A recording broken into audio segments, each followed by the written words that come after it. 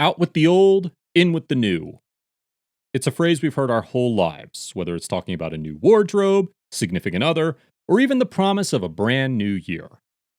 While this phrase might seem like an idealistic vision looking to the future, there is a lot more science behind it than one might initially think. The biological process of autophagy, from the Greek meaning self eating, is a cellular cleanup process that has huge ripple effects throughout overall health when either up or down regulated. The study of autophagy, while it may still be burgeoning onto the headlines of the average American, is one we have understood as being of utmost importance to not only longevity research, but the understanding of our biology as a whole. So much so that there have been two separate Nobel Prizes awarded to the study behind autophagy. What is autophagy? Autophagy is a catabolic process that works to clean up and recycle dead or defective cells within the body. It is a multi-tiered system that deals with not only the degradation of select organelles that are either damaged or dead, but also works hard to turn macromolecules within the cytoplasm into biologically available energy sources used by the cell in times of fasting or caloric restriction. In humans, there are three different kinds of autophagy: macroautophagy, the one most commonly referred to as simply autophagy, microautophagy, and chaperone-mediated autophagy. Macroautophagy specifically is the self-eating of parts of the cytoplasm that have been packaged in autophagosomes, multilayered vesicles designed to deliver the cytoplasmic package to lysosomes for digestion and repurposing. Additionally, autophagy is an extremely important regulatory factor in organelle homeostasis and can work to remove senescent organelles and many different infectious agents through several pathways and signals. Is it good or bad? Genetically induced autophagy, the kind that is constantly working throughout our lives and sees a reduction as we age, helps keep our functioning cells healthy and clears out any damaged or dead cells to keep biological efficiency as high as possible. The reduction in effectiveness of this genetic-triggered autophagy directly results in the buildup of malfunctioning organelles and plays a huge role in the slowing down of our body's natural renewal systems when we age. Stress-induced autophagy, often triggered by times of fasting, has been purported as an evolutionary adaptation to prevent cellular starvation and enhances the probability of survival until nutrients become available. As the study into pro-longevity methods continues to grow, one common theme between several of the successful anti-aging techniques is the presence of an upregulation of autophagy, meaning that there are several different pathways in which this cellular process can be beneficial to us in our later years. The field of research on humans is limited but growing, so the positive aspects of autophagy are still being discovered on human biology. But there have been several direct links to the downregulation of autophagic processes and the increase in accelerated aging and age-related diseases, like heart disease, dementia, and cancers. How do you induce it? While autophagy is a natural process that is always occurring within the body, one of the best ways to induce it is through fasting, nutrient deprivation, or caloric restriction, with caloric restriction being the most physiological inducer of autophagy. Other methods of induction include the use of the polyamine spermidine or the phenyl resveratrol, which induce autophagy through separate and opposite mechanisms. Caloric restriction works to trigger autophagy by activating one of two energy sensors, either AMPK or SIRT1. It can also induce autophagy through the inhibition of insulin IGF. Spermidine, which occurs naturally in the body, plays several roles in addition to autophagy, including gene expression and apoptosis. It works in a negative feedback loop, inhibiting EP300, an acetyltransferase that, when present, inhibits autophagy. Although comprehensive research on the effects of spermidine and its role in autophagic functions in whole body tissues is yet to be fully explored, it has been shown that increased dietary spermidine upregulates autophagy, mitophagy, and mitochondrial function within the heart, which is a promising starting point for additional research.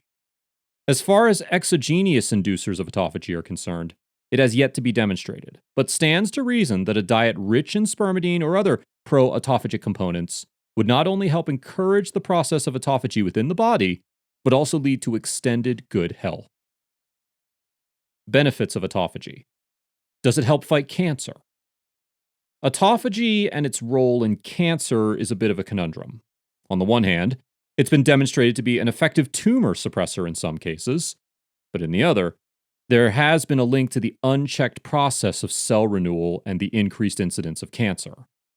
To say that there is one solid answer to whether autophagy helps or hurts every single kind of cancer would be foolish, seeing as how every cancer is unique both in its own right and to the patient who has it. But there has been an acute search into the use of autophagy and its potentially as a treatment for certain cancers.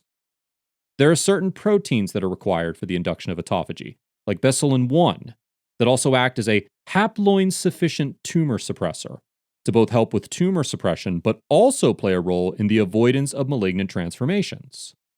Additionally, autophagy can also suppress oncogenesis through cell-autonomous effects like improved quality control of mitochondria, ameliorated genetic instability, and the autophagic removal of potentially oncogenic proteins.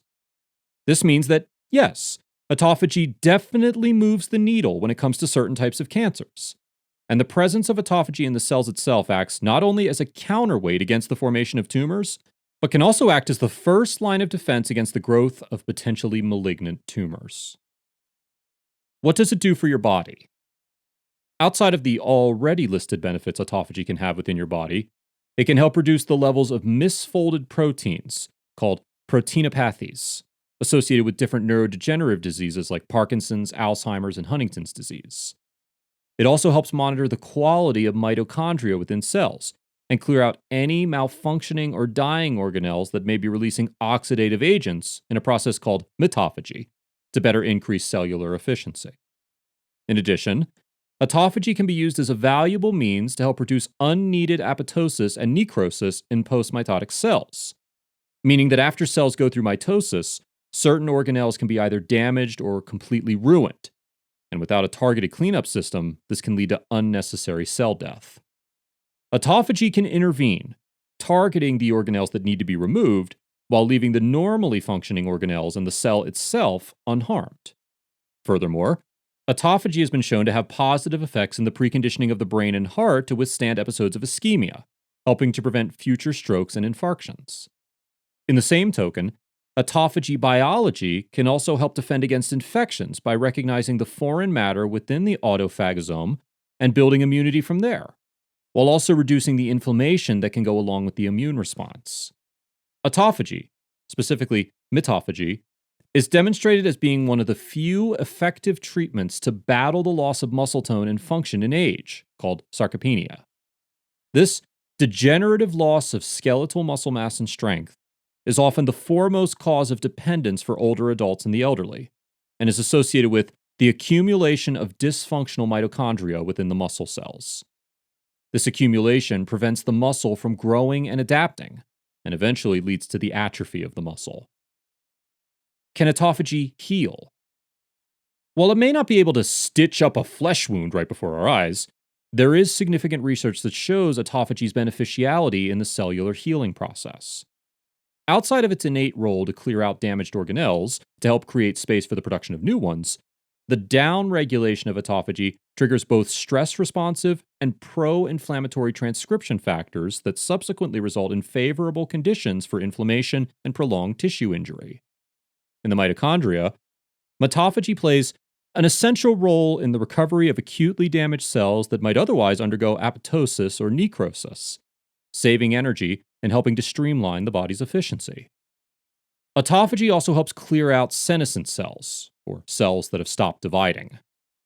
Different therapies hoping to target or modulate the methods of autophagy are beginning to become more popular, going after a varied range of diseases, from metabolic conditions to cancer to neurodegenerative diseases and even infections, with pro-autophagic systems potentially helping to reduce time-dependent deterioration and even provide a transient rejuvenation if applied to the healthy elderly.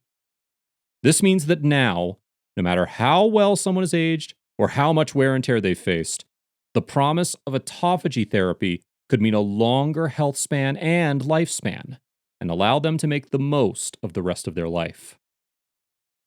Autophagy and fasting.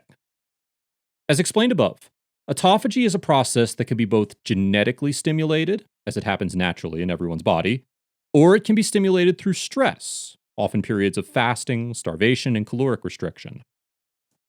These stress periods work differently than the periods of genetic stimulation, working to fuel the body using macromolecules stored in the cytoplasm. Outside of periods of stress, autophagy is mainly used for maintaining homeostasis, housekeeping of senescent or damaged organelles, and maintaining production of ATP.